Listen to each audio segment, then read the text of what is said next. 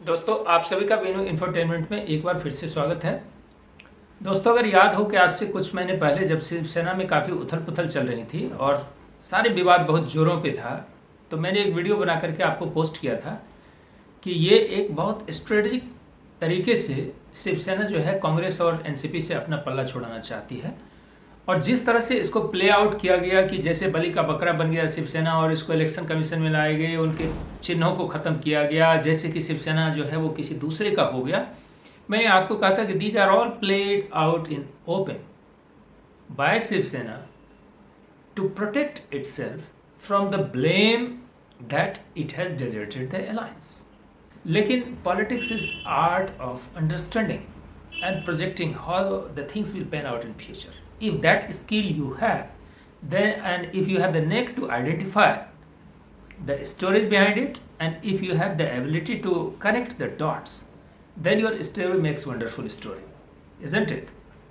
So इसलिए दोस्तों, उस समय जब मैंने आपसे ये कहा था तो आपको शायद हंसी आ रही होगी, लेकिन ज़रा याद करिए कि कितने महीने अभी बीते हैं। अभी 2-3 महीने ही में तो ये सारा खेल देखा गया है कि क्या क्या चला है महाराष्ट्र में।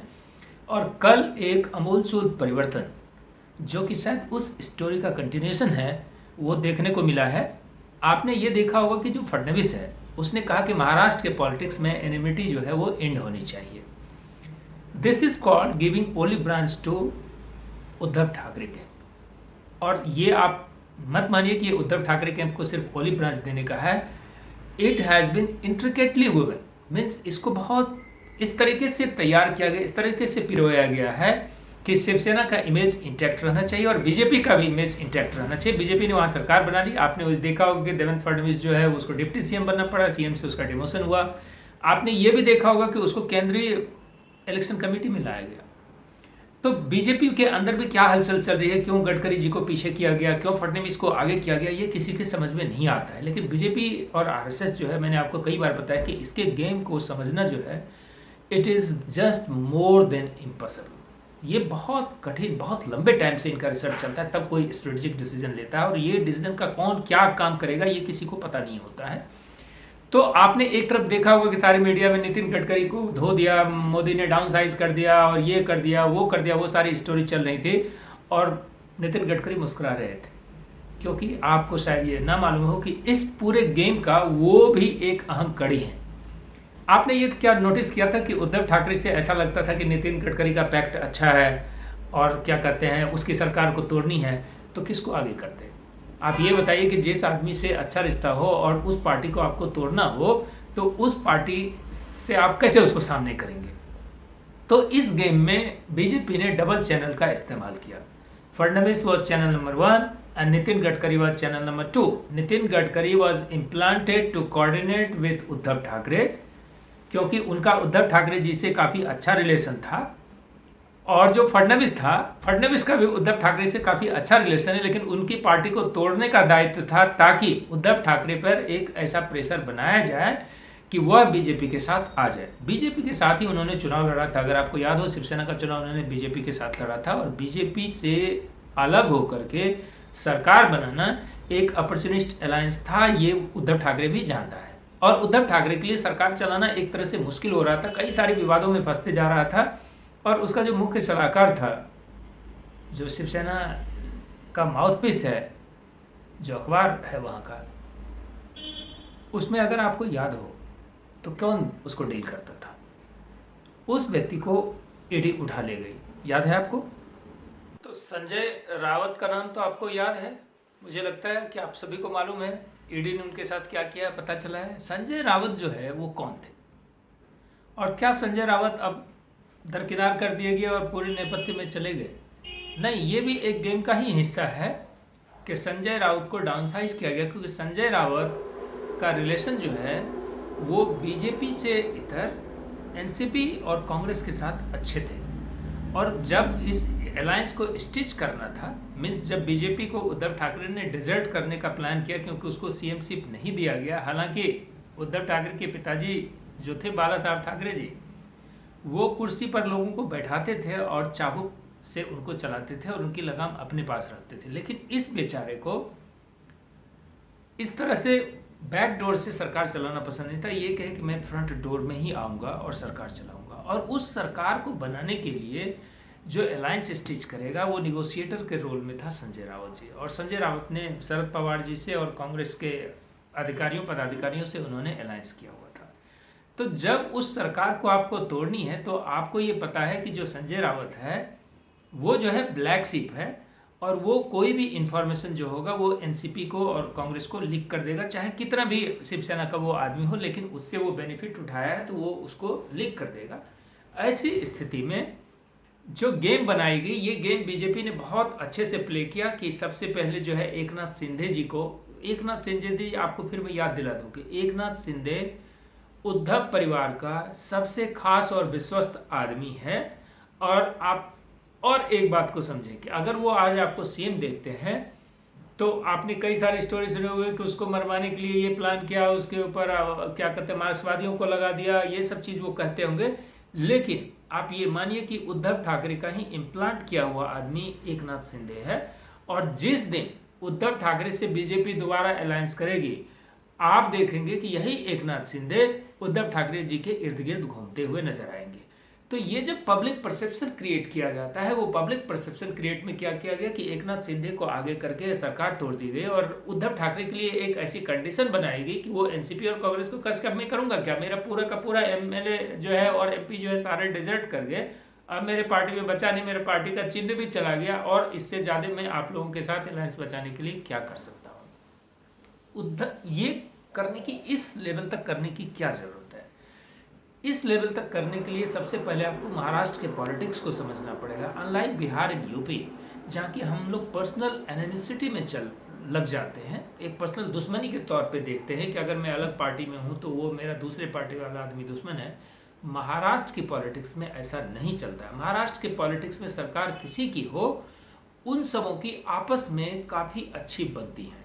पॉलिटिक्स में वो एक दूसरे की शिकायत करते रहेंगे, बैंड बजाते रहेंगे, लेकिन जब पर्सनल लेवल पे आते हैं तो उनके काफ़ी अच्छे बॉन्डिंग होते हैं और एक दूसरे की बात को सुनते हैं।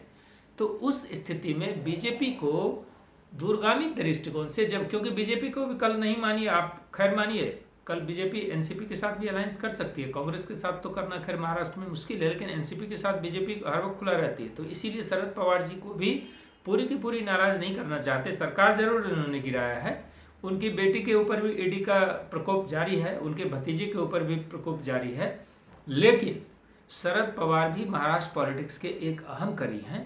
तो 2 साल उनको सरकार चलाने दिया, और इसकी तैयारी अगर आपको अच्छे से याद हो, सुब्रमण्यम स्वामी का याद करिए कि अब जो है शिवसेना को एनसीपी को डिजर्ट करके बीजेपी के साथ आ जाना चाहिए। ये उन्होंने बहुत पहले से बोलना शुरू कर दिया था, और अगर आप पॉलिटिक्स को फॉलो करते हैं उसी समय आपको ये भनक लग जानी चाहिए थी कि जो बीजेपी का गेम है वो एक्चुअल में शुरू हो चुका है।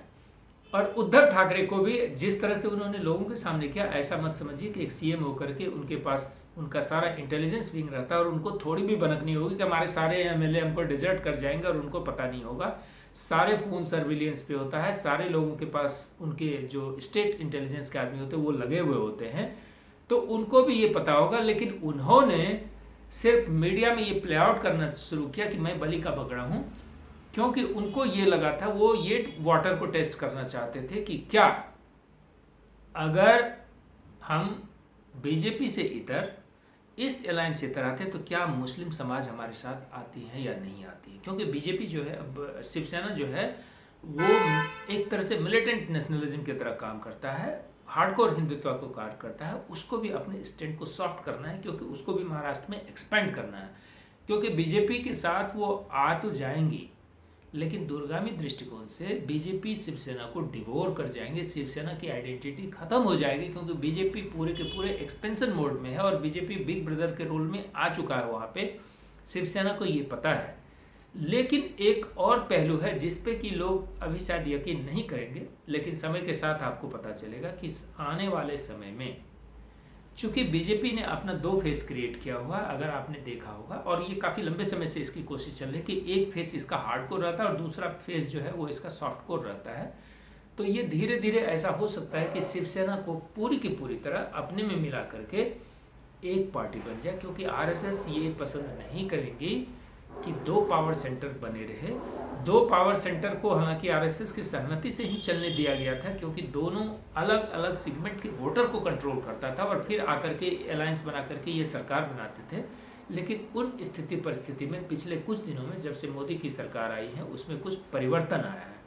उस परिवर्तन के हिसाब से उद्धव ठाकरे के लिए एक कंडीशन क्रिएट करना बेहद ज़रूरी था कि वो विक्टिम कार्ड प्ले कर सके और उनका रिश्ता शिवसेना और कांग्रेस के साथ पूरी की पूरी तरह ख़त्म नहीं हो।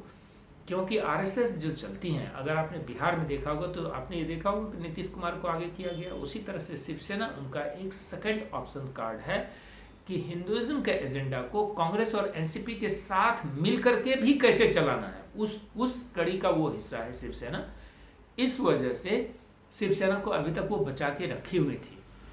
अब लेकिन ऐसी स्थिति लग रही है कि महाराष्ट्र में बीजेपी इस दिशा में काम कर रही है कि शिवसेना को दूरगामी आने वाले समय में से another 4-5 years 10 years down the line Shiv Sena और बीजेपी एक इंटीग्रल यूनिट बन जाए और there should be only 2 party, BJP versus others. और इस गेम का अब शुरुआत हो चुका है। और जिस तरह से उद्धव ठाकरे जी ने कल कहा है कि अगर बीजेपी को लगता है कि ये समय टू बरी द हैचेट जिसको कहते हैं, मीन्स एनिमिटी को अगर ख़त्म करना है, तो इस स्थिति के लिए बीजेपी को इनिशिएटिव बहुत जल्द ले लेना चाहिए। और सिर्फ यहीं तक वो नहीं रुक गए, उन्होंने यहाँ तक कह दिया कि सिर्फ बीजेपी को इनिशिएटिव नहीं लेना चाहिए, उन्होंने ये कहा कि पॉलिटिक्स में कुछ भी परमानेंट नहीं होता है। इसका मतलब वो कितने उत्सुक हैं इस गाड़ी पे सवार होने के लिए, क्योंकि सरकार से बाहर, पैसे से बाहर आप चुनाव कैसे लड़ेंगे, कौन आपको फंड करेगा। और बीजेपी के लिए भी शिवसेना अगर संपूर्णता में आती है तो हिंदू वोट का डिवीजन जो है कंप्लीटली रुकेगा। बीजेपी के लिए हार्मफुल प्रपोजिशन नहीं है। बीजेपी इसी चीज पे काम कर रही है कि Shiv Sena should be in its fold. लेकिन उद्धव ठाकरे जी के साथ ये मुश्किल हो गई थी कि वो जब डेजर्ट की थी, क्योंकि उस समय में उसने बीजेपी की बात नहीं मानी थी, तो उसलिए उनको कुछ न कुछ सजा तो मिलना था। उस सजा को उन्होंने हंसते हंसते स्वीकार किया है। और अब वह दिन दूर नहीं कि जब आप बहुत जल्दी सुनेंगे कि ये सब फिर से एक हो गए और वो एकनाथ शिंदे जो आज मुख्यमंत्री है, आप देखेंगे कि वो सीट खाली कर देंगे किसी उद्धव परिवार के लिए, और हंसते हंसते खाली कर देंगे, क्योंकि वो हैं ही शिवसेना के आदमी। और बीजेपी भी एकनाथ शिंदे को इसलिए सीएम बनाई है कि उनका लाइफ लॉन्ग ड्रीम को उन्होंने पूरा कर दिया, ताकि उनको ये रिपेंट ना रहे कि मैं इतना आगे बढ़ा, सब कुछ बदनामी झेला और मुख्यमंत्री भी नहीं बना, तो काहे के लिए किया। तो उनका मुख्यमंत्री का पद तो परमानेंट अब वो हो गए। आप जब तक रहेंगे महाराष्ट्र के मुख्यमंत्री कहेंगे, इसी के लिए एक पॉलिटिशियन संघर्ष करता है स्टेट में, तो उनके इस ड्रीम को बीजेपी पूरा कर दिया, इसलिए बीजेपी से वो नाराज नहीं होंगे और शिवसेना फिर एक हो जाएगी। और हिंदूवादी विचारधारा को एकनाथ शिंदे के लिए छोड़ना थोड़ा कठिन है। इस वजह से महाराष्ट्र की जो ये अभी गतिविधि चल रही है, यह देश के राजनीति में एक दिशा देगी। और इसके बाद अगली कड़ी आप नीतीश को अब फॉलो करिए स्टोरी। प्रिय श्रोतागण, आप सभी अब यहाँ से इस स्टोरी की जो अगली कड़ी शुरू होगी वो नीतीश का खेल देखिए कि नीतीश कैसे पासा बदल करके फिर से बीजेपी के साथ आता है। मोकामा का इलेक्शन याद रखिएगा, मोकामा का इलेक्शन में नीतीश कुमार इस वाटर को टेस्ट कर रहा है कि क्या आरजेडी उनके वजूद के लिए खतरा है या नहीं है। अगर आरजेडी इस इलेक्शन को जीत जाती है तो डू रिमेंबर दिस, नीतीश बहुत जल्द पासा पलट लेंगे। और पासा पलटने के लिए उनके कई इक्का के पत्ते हैं जो कि उनके पार्टी से बीजेपी के साथ कोऑर्डिनेशन कर रहे हैं। तो चलिए अगली स्टोरी का इंतजार करते हैं। धन्यवाद।